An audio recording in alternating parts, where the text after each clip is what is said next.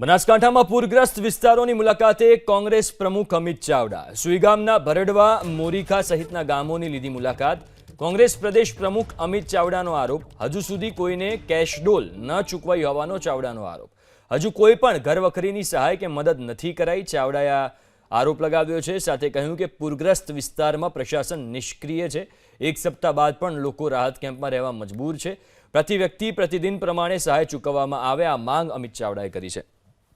1000 કરોડના વિશેષ પેકેજની જાહેરાત કરવા માંગ કરી। બનાસકાંઠા સાંસદ ગેનીબેન ઠાકોર પણ ઉપસ્થિત રહ્યા। પૂરગ્રસ્ત વિસ્તારના લોકો સાથે મુલાકાત કરી અને નુકસાનીનો તાગ મેળવ્યો।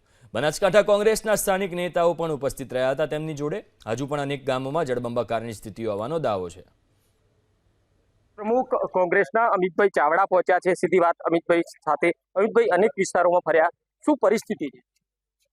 આજે બનાસકાંઠાના સુઈગામ, વાવ, ભાભર અને થરાદ વિસ્તારોમાં ખૂબ મોટા પ્રમાણમાં પૂરની પરિસ્થિતિ છે। ખૂબ નુકસાન છે।